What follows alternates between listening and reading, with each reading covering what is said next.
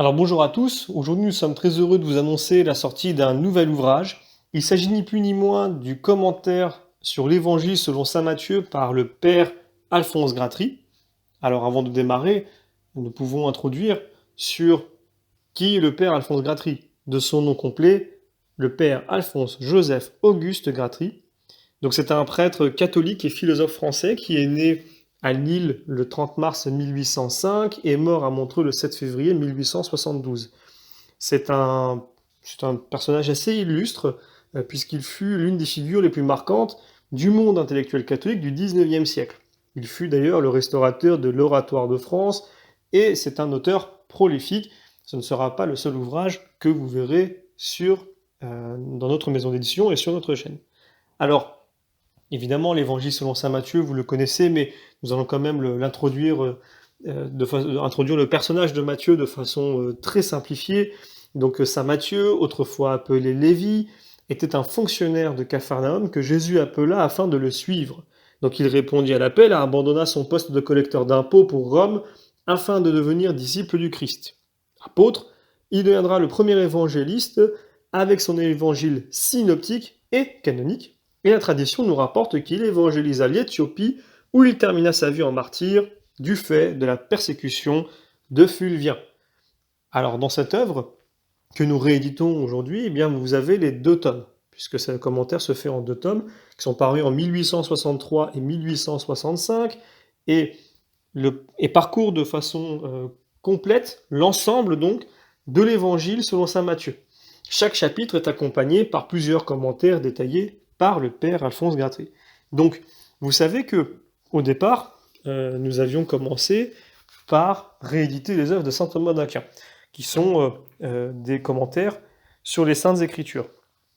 Nous avons ensuite étendu, avec tout un tas d'œuvres que vous connaissez déjà, mais nous allons rééditer beaucoup d'œuvres par la suite, si Dieu nous donne cette grâce, de commentaires des Saintes Écritures. Vous connaissez mon attachement à la fois à la tradition, mais également à la Bible, puisque c'est vraiment un socle commun pour tous les chrétiens. Évidemment, tout le monde ne l'interprète pas de la même façon pour des raisons que vous connaissez probablement.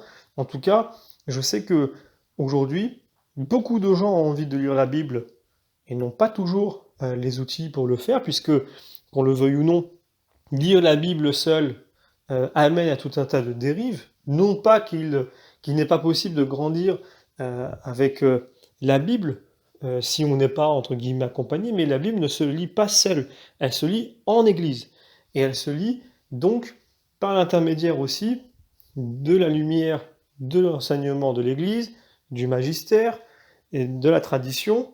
Et donc, par conséquent, quand un prêtre commente la Bible, eh bien nous avons en général la quintessence, selon s'il est doué ou pas, mais aussi selon si l'Esprit Saint le guide. Et a priori, j'espère en tout cas que c'est le cas. En tout cas, quand j'ai lu cet ouvrage-là, je n'ai pas, je n'ai pas eu le doute qui s'est installé à la suite de la lecture. Donc a priori, tout va bien. C'est vraiment une œuvre très intéressante à lire pour ceux qui veulent aller plus loin dans les Saintes Écritures et qui veulent le lire en Église. C'est très important. Donc, ces œuvres que nous proposons, de commentaires des Écritures, que nous avons déjà commencé avec saint Thomas d'Aquin, par la grâce de Dieu, nous continuons. Il y en a pléthore, vraiment énormément. Alors, il y en a qui sont plutôt orientés sur des commentaires un peu de détails, avec des rapports avec des lieux, des dates, etc.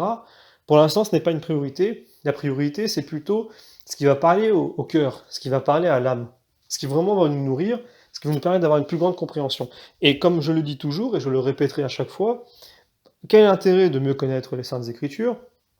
Eh bien, c'est de mieux connaître Dieu, son dessein, et par conséquent, d'aimer son prochain davantage à cause de Dieu. Puisqu'on a mieux compris Dieu, on a mieux compris son dessein, on a mieux compris son message, eh bien par conséquent, si on tire les bonnes conclusions, on comprend qu'il faut aimer son prochain davantage, et par il faut, ce n'est pas donc une obligation que l'on doit s'imposer sans en avoir vraiment la tournure de cœur, mais c'est vraiment une habitude quelque chose de normal, quelque chose qui doit devenir un réflexe naturel. Et donc, par conséquent, cela demande du travail, puisque vous le voyez, tout le monde qui vit dans ces sociétés aujourd'hui voit bien que les gens ont plus l'habitude de s'ignorer, de se craindre, de ne pas s'apprécier, voire de se détester, de s'utiliser les uns les autres. Et c'est le penchant, je dirais, presque naturel ou facile de l'homme vers le péché.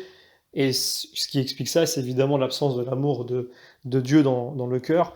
Et cet amour-là, il s'accepte et il se conquiert. Et donc, une des façons, pour beaucoup de gens, ça passe par les Saintes Écritures. Pour certaines personnes, ça passe par l'homélie d'un prêtre, ça passe par l'exemple qui est donné. Et peut-être que donc la Bible est secondaire.